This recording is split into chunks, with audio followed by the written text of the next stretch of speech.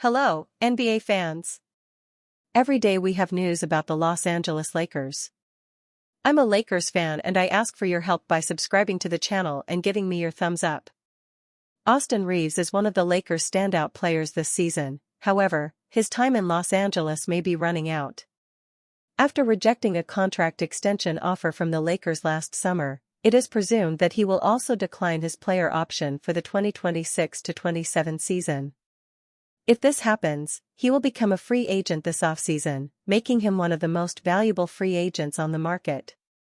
The Utah Jazz have emerged as the team that wants to sign Austin Reaves. The idea is that the Lakers would trade Austin Reaves for Markkanen, so as not to lose Reaves for free in free agency. Markkanen is one of the most improved players in the NBA. The Utah Jazz forward has become one of the most versatile players in the NBA, combining shooting, size, and all-star level mobility. Alongside Doncic, he would be the ideal piece to guarantee long-term relevance and form a great duo.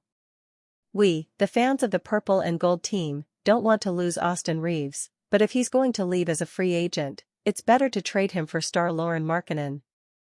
The reward would be transforming the Lakers' offensive ceiling, with unprecedented spacing and a perfect fit for the post-LeBron era.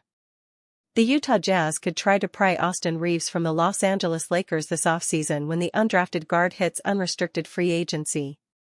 According to Yahoo Sports' Kevin O'Connor, the Jazz, who are projected to have up to $70 million in cap space this summer, have a legitimate interest in making a run at AR-15. I think the Utah Jazz are going to be a team that has big interest in Austin Reaves this summer, O'Connor said on his podcast, H/TSLC Dunk. There are going to be teams that make a big max offer for Reaves, and he's going to have that choice. So the Lakers, Rich Paul's not saying it, but I'm sure Rich Paul has that same exact information about where Reaves could go this offseason. O'Connor was referencing Rich Paul's suggestion that the Lakers should explore trading Reaves to the Memphis Grizzlies for defensive ace Jaren Jackson Jr., possibly due to intel he may have about Reaves' thought process entering free agency. Austin Reaves free agency. The Lakers, who own Reaves' full bird rights, can offer him a 5-year, $241 million max contract, while the Jazz and other teams can offer a 4-year, $178.5 million deal. Some analysts, such as Tom Haberstroh, have compared Reaves' situation to that of James Harden in 2012, when the Beard broke away from Kevin Durant and Russell Westbrook to build his own legacy with the Houston Rockets. As such, Reaves could have the desire to be the number one offensive option elsewhere, a luxury he'll never have playing next to Luka Doncic and LeBron James.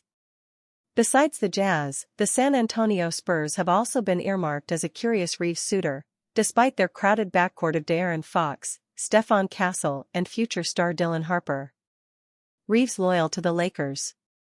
For what it's worth, Reaves has repeatedly stressed his desire to remain with the Lakers, the franchise that took a chance on him in 2021. He told ESPN's Dave McMenamin in November that he'd be willing to take a pay cut due to his loyalty to the Lakers. Even though the other extension, 4-year, $89 million, was turned down last offseason, that doesn't mean that I'm trying to go get a gigantic number that don't make sense, Reaves said. I want to be here, I want to win. I want to do everything that can help this organization be better. So I don't try to think about those things. The loyalty goes both ways. According to The Athletic's Sam Amick, the Lakers are committed to giving Reaves the bag this offseason, shutting down any talk of a Reaves trade before the February 5 deadline. Jeannie Buss is the captain of the Austin Reaves fan club, Amick said told Run It Back on FanDuel TV.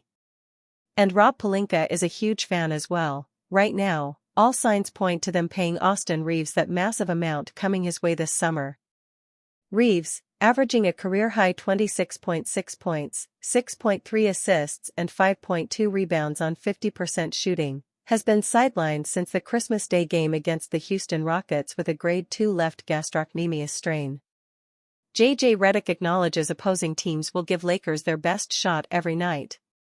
J.J. Redick is finding himself in an uncomfortable position as head coach of the Los Angeles Lakers. After Thursday's embarrassing loss to the Charlotte Hornets, LA has now lost 8 of its last 13 games. Fortunately, they remain the 5th seed in a competitive Western Conference. However, separation is happening with the top 4 teams, and it appears the Lakers may have difficulty climbing up the standings. Defense remains a glaring issue and even more eye-opening against younger, athletic teams. Charlotte took advantage of Los Angeles's poor perimeter defense and simply got every look they wanted from the second quarter on.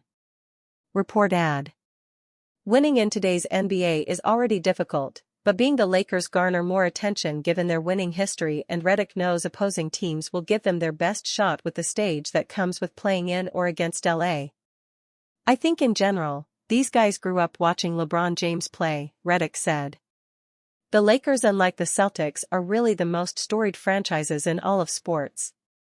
We've mentioned it as a team. I think all the guys know we're gonna get. We don't get a lot of off nights from other teams in terms of energy and being up and all that stuff. So yeah, I don't think that was just tonight. A troubling sign these past few weeks has been the inability to withstand opponents scoring runs. The Hornets outscored the Lakers 34-16 in the second quarter, and Los Angeles's offense bogged down with no connectivity on either side of the floor. How Redick maneuvers these issues remains up in the air, and there may not be any answers on the roster as currently constructed. Trading for preferably 2, 3 and D players would help tremendously, but who knows if help will ever arrive. If Los Angeles hopes to recapture home court advantage for a possible playoff series, the team will need to get back on track quickly. Redick needs to do some soul-searching with the Lakers to get back to playing the way they were early in the season. Mark Walter shouldn't hesitate to do with the Lakers what he did with the Dodgers. If the Los Angeles Lakers need a change in leadership, the new owner must act. When Mark Walter took over the Los Angeles Dodgers, there were wholesale changes which turned that franchise into the powerhouse everyone knows today. The most important among them? Getting Andrew Friedman out of Tampa Bay and positioning him as the leader of the Dodgers front office. Friedman had proven a very capable executive with the Tampa Bay Rays. Walter removed the shackles of having to prove his competency with the financial limitations that a situation like the Rays forced him to navigate. There are naturally a ton of differences between how MLB and the NBA operate. Walter could not simply execute a copy and paste strategy with the Los Angeles Lakers. If he could, the dynasty would be in full gear next to immediately. However, Walter can still take a good, hard look at the decision-makers who are leading the Lakers and assess whether they are the best personnel possible for the job. If not, there should be no hesitation in upgrading those positions like any other in an organization. Mark Walter gave the Dodgers a new exec, the Lakers may need to follow suit. No one is rushing Rob Pelinka out the door in Los Angeles. In fact, if Jovan Buha is to be believed, the Lakers' general manager is in a comfortable position behind the scenes. I continue to hear Rob's in good standing, and he's going to be around for the foreseeable future, Buha said during a recent episode of his podcast. I know for some fans, they don't want to hear that, but that's what I continue to hear. The conversation point came up in relation to a viewer asking about whether the Lakers would quietly force Pelinka out under the guise of retirement. The odd thought was met with appropriate skepticism from the Lakers reporter. However, there should still be a clear audition period for Pelinka here.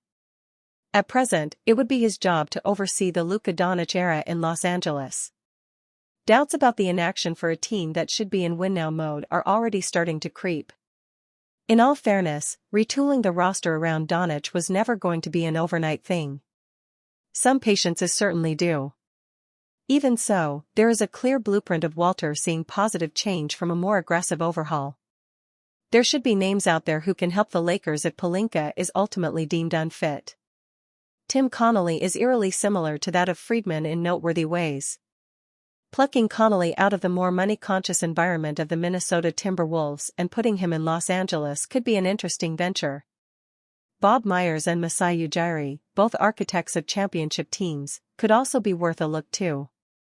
The upcoming years with Doncic are incredibly important for the Lakers. Having the right support pieces around him, on and off the court, will be integral. After Rich Paul drama, fans favor Austin Reeves over LeBron James, and you can't blame them. In a city where he has played for the longest stretch of his life, LeBron James should be considered one of the greatest Lakers ever. Yet, by most accounts, he's barely in the top 10.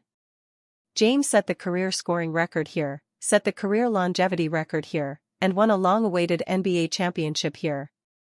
Yet he is generally ranked behind Magic Johnson, Kobe Bryant, Kareem Abdul-Jabbar, Jerry West, Elgin Baylor, James Worthy, and maybe even Pau Gasol? When he likely leaves the team after this season, James should get a statue. He won't. He should get a farewell game similar to Kobe Bryant's final goodbye. He won't. For 8 breathtaking seasons, LeBron James has poured his soul into pleasing a passionate fan base such that he still fills Crypto.com arena with joy and light and tomahawk dunks at age 41. Yet most fans can't wait for him to leave. They're tired of his drama, unconvinced of his loyalty, dissatisfied with the results, and ready to embrace fresh new franchise faces. One of those belongs to Austin Reaves, who was unwittingly pitted against James this week during unfortunate speculation from James' agent and close friend Rich Paul. Bottom line? If forced to choose between James and Reaves, here's guessing the majority would choose Reaves. If forced to keep either James or Reaves, almost certainly the Lakers would keep Reaves. These sorts of questions will matter at the upcoming February 5 trade deadline, when, with the team going nowhere, perhaps James should realize that his days here are numbered and consider lifting that no-trade clause. If unanswered, the questions will surface again this summer, when Reaves becomes a free agent and can command a maximum contract of $241 million over 5 years. The Lakers are going to pay him, which leaves James, who would also be a free agent, and his contract demands deep on the bench. If James leaves the Lakers for whatever reason, retirement, seeking a title elsewhere, the Lakers can sign Reaves and still have $50 million in cap space. Think about that. $50 million in cap space on a team that's already locked up its 2 best scorers? Are you kidding me? If James gets out of the way, the Lakers can finally fully commit to a retooling around Luka Doncic and Reaves. It's all pretty simple, isn't it? It only became complicated this week when the suddenly struggling Lakers were hit with the most damaging opinion during the most detrimental of times. Paul popped off on his podcast about trading, of all people, Reaves. In Game Over with Max Kellerman and Rich Paul, Paul cited the advantages of trading Reaves to Memphis for Jaren Jackson Jr. This comes with a very unemotional attachment because Austin is beloved, which he should be. He's an underdog, Paul said on the podcast. There's a world where you can do what's best for your team, and do what's best for Austin. Because Austin deserves to get paid. Now, I love him as a Laker, but if that was a situation where we're getting balance, because if you put all the money into just the backcourt and then your flexibility is restricted going forward to fill out the rest of the team. Paul went so far as to say Memphis would be the perfect place for Reaves. Memphis would definitely pay Austin, Paul said. He would become, probably their point guard and leading scorer, for sure. But definitely their highest paid player. A similar opinion urging the Lakers to trade Reaves appeared in this column last summer, but that was written before Reaves had a breakout start this season, averaging 27 points a game on 51% shooting before being sidelined with a calf injury. He's hot. He's arrived. He's him. The idea of trading Reaves now feels foolish. Even worse, it feels like an idea that was co-signed by James himself.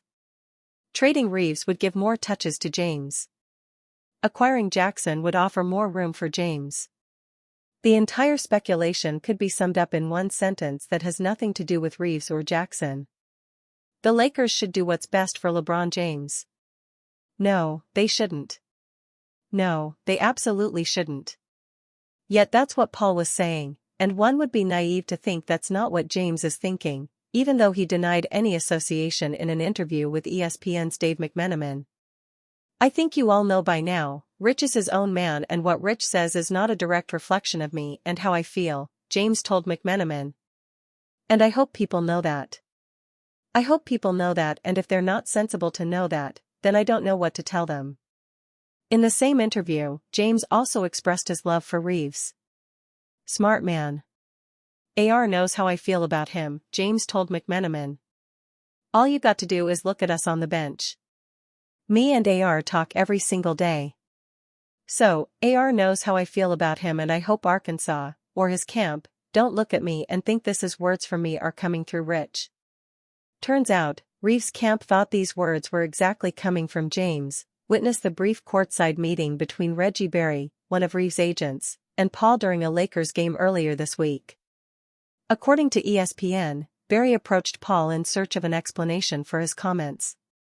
Later on his podcast, Paul said he told Berry, "I want Austin to know this is not about Austin Reeves because I love the player, love the person. Everybody, it seems, loves Austin Reeves, and he's not going anywhere." Meanwhile, after another tumultuous week in the passive-aggressive life of a king, it feels like LeBron James is as good as gone. Max Kellerman says quiet part out loud about Luka Doncic and Austin Reeves pairing. "It's a broken record, but let's spin it again.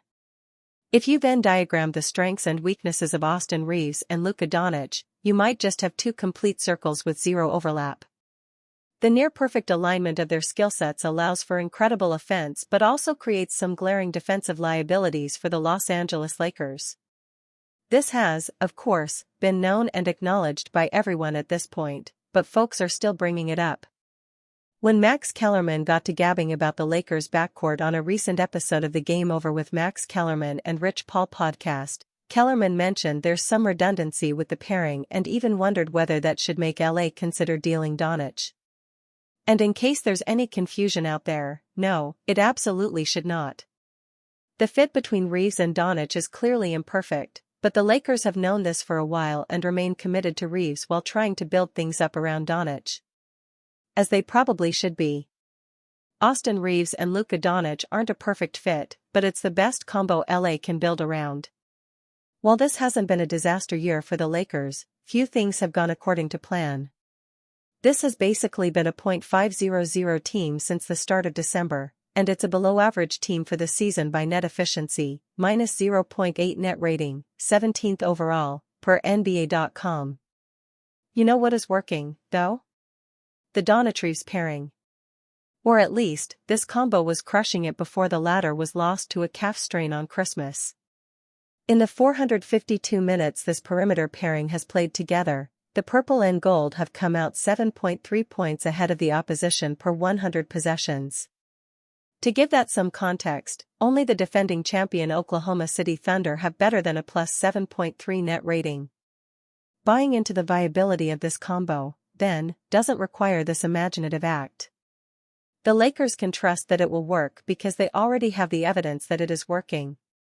They just have to figure out how to assemble the right pieces around it, which is clearly still a work in progress.